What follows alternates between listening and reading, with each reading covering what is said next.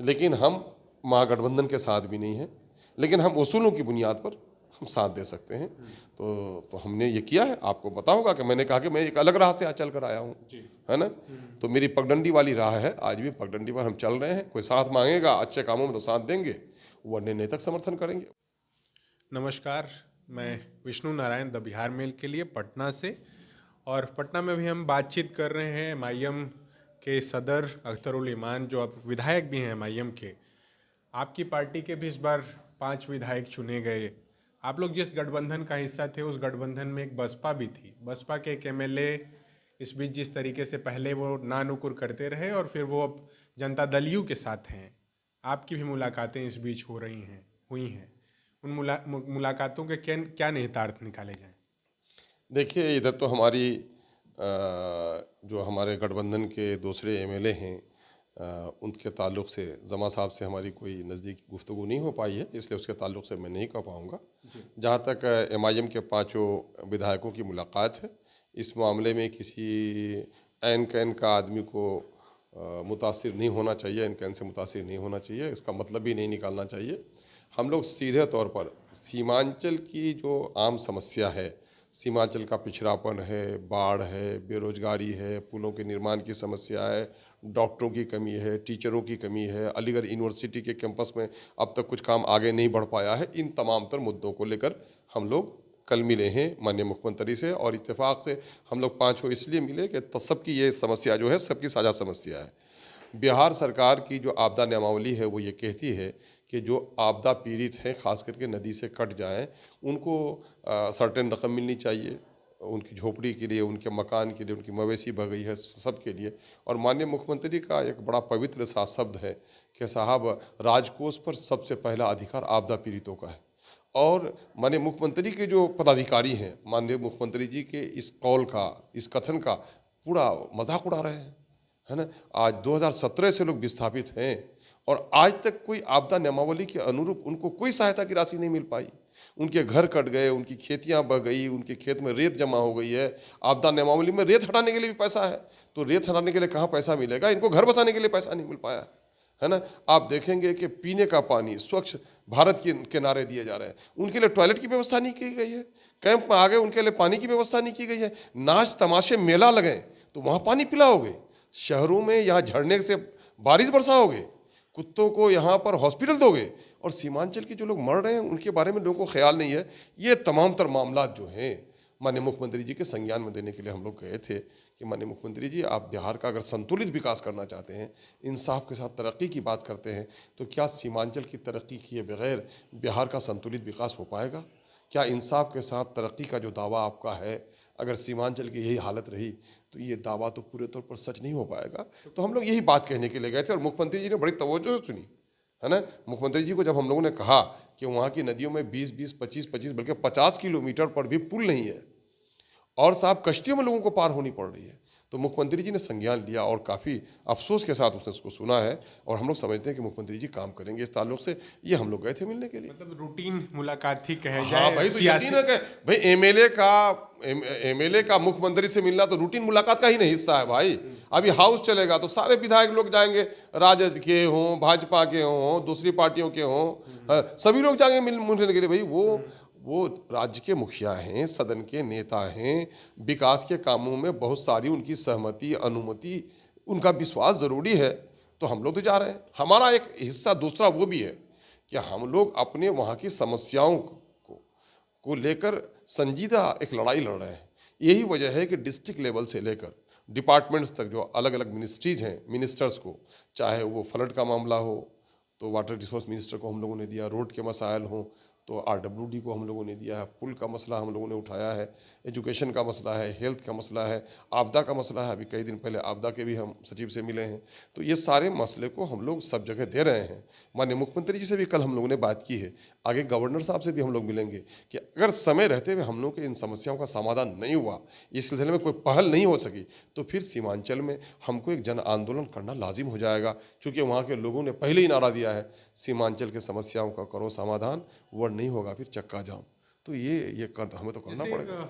चूँकि नीतीश कुमार जिस तरीके से एक कृषि कानूनों का भी बड़ा मसला, और आप लोग भी उस मसले को लेकर के लगातार सड़कों पर हैं, मगर इसमें जो कृषि कानूनों का जो मसला है, एपीएमसी एक्ट जिस तरीके से खत्म हुआ वो, और एमएसपी नहीं मिल रही, आप कोसी सीमांचल की जब विशेष तौर पर बात करते हैं, हम शाहाबाद के इलाके से आते हैं तो वहाँ धान की खेती अच्छी होती है, आपके तरफ मक्के की होती है, मगर वो खरीद का जो एक पूरा मसला है, एपीएमसी को सीएम नीतीश कुमार अपने तरीके से अच्छा बता रहे हैं, और कृषि कानूनों को लेकर के आप दिल्ली में या अलग अलग जगहों पर जो प्रदर्शन हो रहे हैं, बीते रोज भी जिस तरीके की चीज़ें सामने आ रही हैं, आप क्या देखते हैं, क्या पाते हैं?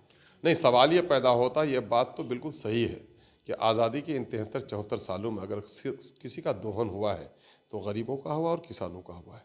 किसानों की हालत दिन ब दिन ख़राब हो गई है, और ये तो मैं साधुवाद देता हूँ, मुबारकबाद देता हूँ पंजाब और हरियाणा के किसानों को और पश्चिमी यूपी के किसानों को कि जिन लोगों ने किसान के मुद्दों के लिए इतनी ज़ोरदार संघर्ष की है और अब तक डटे पड़े हैं सरकार की हज़ारा दावत के बावजूद।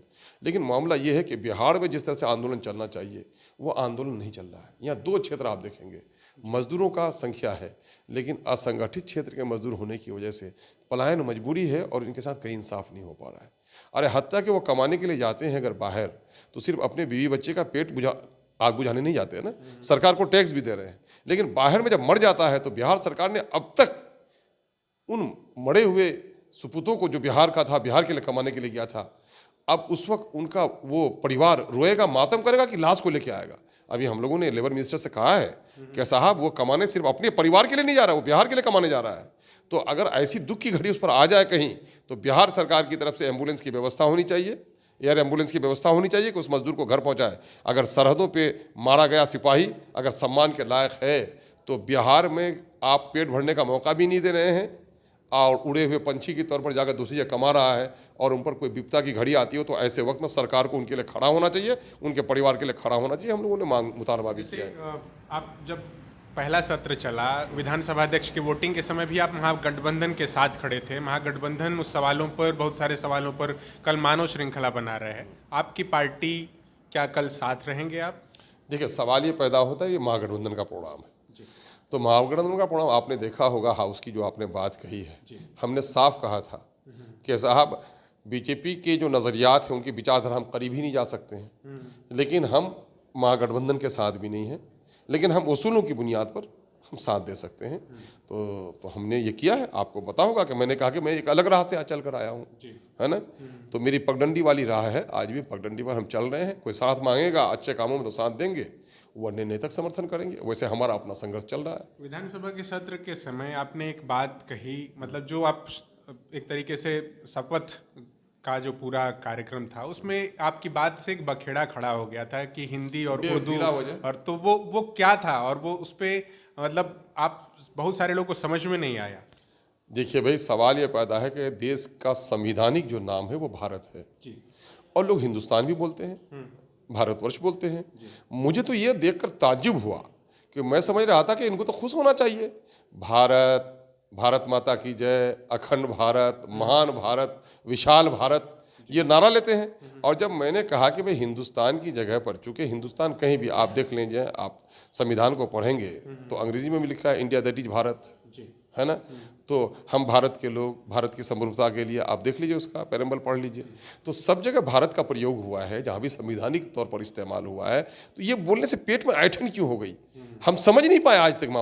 मामला दूसरा है। मगर ऐसा कहा जाता है कि अख्तरुल ईमान साहब भी इस बात को बखूबी समझते हैं कि कब कैसे मसलों को उठाना है, कौन सी बात कब कैसे कही जाती है, ये अंदाजे हुनर हो तो हर बात सुनी जाती है। मतलब कि वो मौका के बजाय भी कुछ मौका हो सकता था।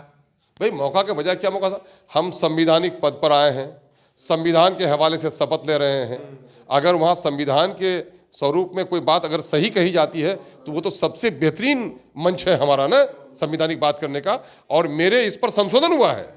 अगर मेरी ये टिप्पणी अनुचित होती, और आपने देखा होगा कि सदन के दरमियान में जब हमने प्रोटेम स्पीकर से इजाज़त चाही, मेरी शैली कितनी नरम थी, मेरे लिए कोई इशू नहीं था। ये बात का बतंगर तो बनाया उन लोगों ने जो लोग उन्माद की एक राजनीति लोग करते हैं, और उन्माद की कुछ लोग मीडियाबाजी भी करते हैं। तो पत्रकारिता में भी उन्मादी लोगों की एक बड़ी जमात है। बनाने का मौका तो दे दिया आपने। क्यों पॉलिटिकल? ये मामला कहाँ से पॉलिटिकल आया? मैंने तो कहा था कि भारत से मुझे प्रेम है, हिंदुस्तान से मुझे मोहब्बत है, आई लव इंडिया, ये तो मेरा नारा था। बात कहाँ से आ गई? मैं इसका इनकार करता तो तब ना।